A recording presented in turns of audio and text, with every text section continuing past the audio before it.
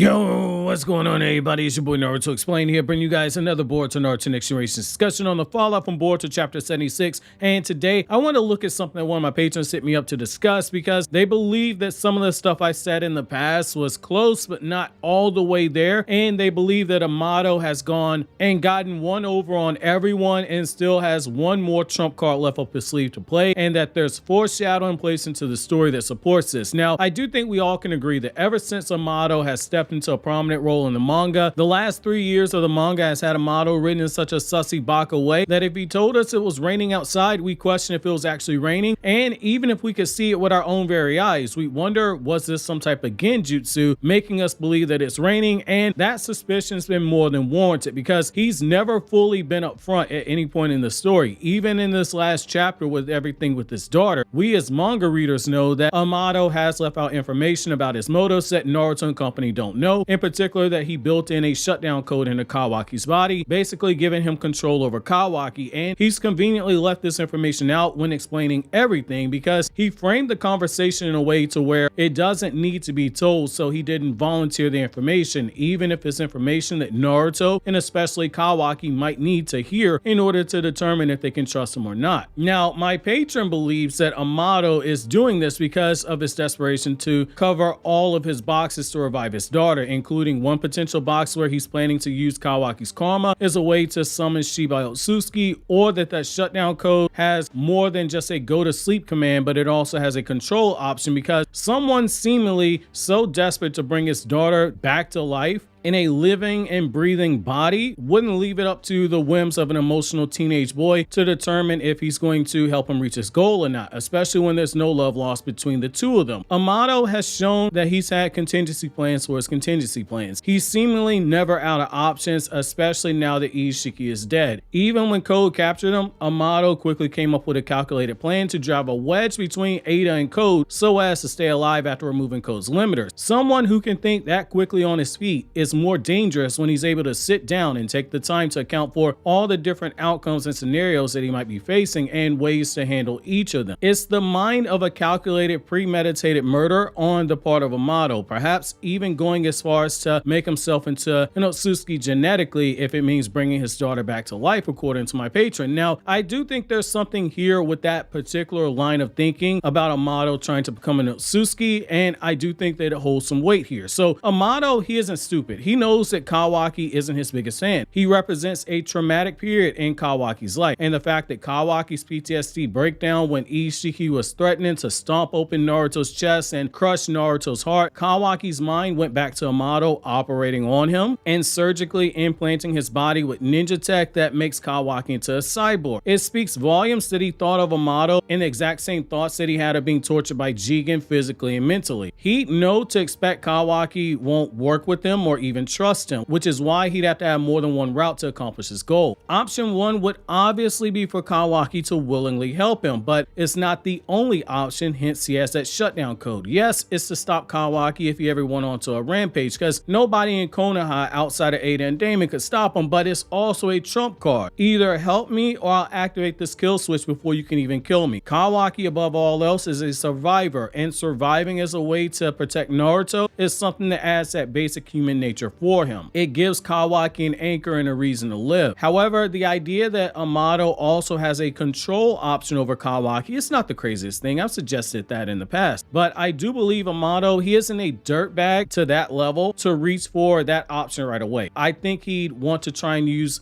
the appeal to pity as a way to get Kawaki to willingly help him, so that in the event something unexpected occurs, he'd be willing to help him. But in order to overcome that, he'd have to get closer to Kawaki, which means disarming Naruto in the process, which is exactly what Amado's done if you look at the last few chapters. Amado, ever since he's been in Konoha, has played on the human emotion of protection towards one's offspring. As a parent, he understands that emotion all too well. His very first move was to place a fake bomb onto Shikadai in order to force force a meeting with Shikamaru in order to ultimately put his plan into play after confirming his suspicion that Kawaki's karma would go away if Jigen died, which if it did, he'd set the stage on implanting another karma onto Kawaki to be used to revive his daughter, which is exactly what he did. After Ishiki died, he played on Naruto's love for Boruto by stepping in with these magical pills that won't cure Boruto of Momoshiki's Otsutsuki data being extracted, but at the very least it will buy him more time with his son and give him the hope that there was a way to save his son. Waiting to present this information to Naruto when his emotions were at their highest. It's manipulation. Everyone was telling Naruto to kill his son, stop Momoshiki before Momoshiki revives, and it's too powerful to be dealt with by Naruto alone. He waited until Naruto was at his most emotional moment in order to step in with that solution, because a parent's desperation and natural urges to protect their child will make them throw logic out of the window. Ask yourself, if Amado had these pills, why not offer them to Boruto when he first came to Konoha and broke the news of the Otsutsuki extraction of karma and Boruto's fate as an Otsutsuki vessel? He could have given the pills there. However, he didn't. It's because he needed to use it as a trump card to get closer to Naruto. Given those pills at that point in time, it doesn't have the same benefit, and I'll explain to you why. Amado wasn't sure if Naruto, Sasuke, and Boruto would be able to survive Ishiki's wrath long enough to run out the clock until Ishiki's body died, and he was able to die before giving Kawaki the karma. All he knew was that they'd be in another dimension, and they were even hidden in an underground section of Konoha that couldn't be viewed by a Byakugan. So worst case scenario, Ishiki killed Naruto and Sasuke, he captured Boruto, but he still needed to go on a rampage to find Kawaki, who was hidden and outside the range of his Byakugan. It was a calculated play. Amado was willing to roll the dice that they could stay hidden long enough for Ishiki not to find them, even though it would result in more death. Ninja would do what they have to in order to protect their village. He was counting on that Naruto and company would run out the clock long enough to give him a fighting chance to run out the clock in its entirety. Once he saw that Naruto and company had magically survived those pills, they came back into play. He could offer them to Naruto because at that point Naruto was still alive to be used in a meaningful way, and coming in with a solution to Naruto's problem when the whole world told him his son had to die, Amado could at least buy Naruto more time and also buy himself some favor. He even further seduced Naruto by telling him that he understood his pain. He knew what it was like to lose a daughter. It made Naruto way more trusting of him. Notice he never went any further in depth in that situation. He withheld that information because he knew he'd have to use it later on to disarm Naruto when the truth about Kawaki's karma seal finally came out. Notice how when Amado broke down in the latest chapter, it was Naruto of all people who had the most understanding expression on his face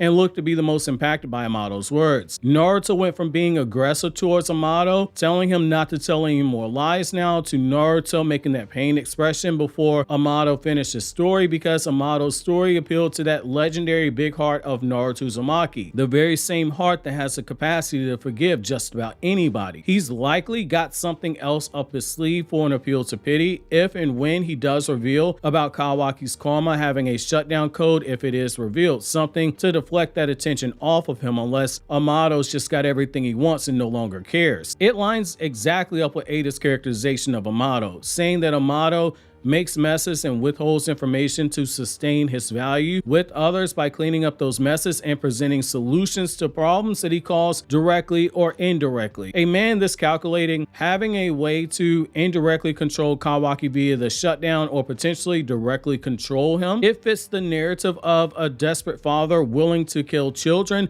to go along with Jigen's plan as Ishiki's vessel, even when he knew it was morally wrong. He wants to use Otsutsuki power to revive his daughter. But is it crazy to wonder if Amado hasn't ruled out rolling the dice on himself to become an Otsutsuki genetically and use that power as Shibai to revive his daughter? He had access to Shibai's body, and we don't know where the body is. Amado conveniently never revealed that information, nor did he even directly ever answer Kawaki's question as if the karma could turn a human into an Otsutsuki if he implanted it on somebody. Amado immediately deflected with an appeal to pity, saying he was just a father trying to bring his daughter back to life and deflecting those accusations onto them in order to make them feel bad. It's emotional manipulation mixed in with some form of truth. Amado is someone who understands human emotions. He did that on purpose. He worked alongside Jigen to find another vessel for Ishiki, and he's certain that the Delta clone is able to take on that karma, something that we know for a fact has a high kill rate when looking for a compatible vessel. It's something Amado himself said was an absolute.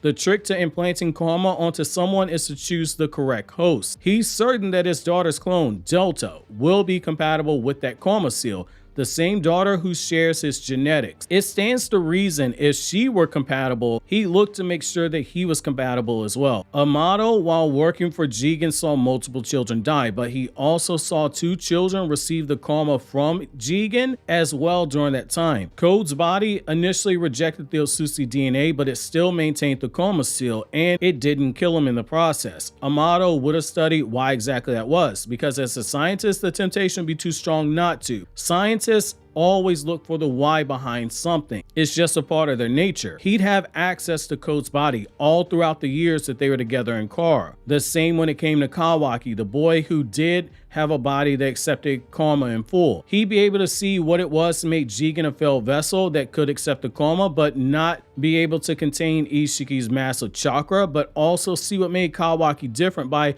looking at the similarities between the two. What was it about Jigen and Kawaki's bodies that allowed them to receive the karma whereas all the other children died? What different in their genetics? What different in their bodies? What different in their chakra signatures? What common threads do those two share that weren't in all these other children? Then cross-reference that information with Code to see what Code possessed that made him at least receive the karma, but none of the genetic extraction. What overlap does Code have with Jigen and Kawaki, the 3 people who were able to receive Ishiki's karma seal? He'd need that information to be certain that his daughter's clone wouldn't die if she got that karma, and since they share genetics, odds are he'd survive it as well. Taking that karma and injecting Shibai's DNA into him to transfer his power to bring his daughter back to life, Amado already has revealed he has knowledge on how to transplant Otsutsuki powers, so it's not the craziest thing here. I think you're right here. Amado is hiding something else, and there's enough there that if he does go the route of the last option, becoming an Otsutsuki, it wouldn't surprise me at all. There's just enough there to support that, but a lot of it comes down to how desperate Amado is. That being said, I'm curious to know you guys' thoughts about all this. While you think that over, click here to watch this KRYPTONIAN SAIYAN video, or click here to watch this Naruto Explained video.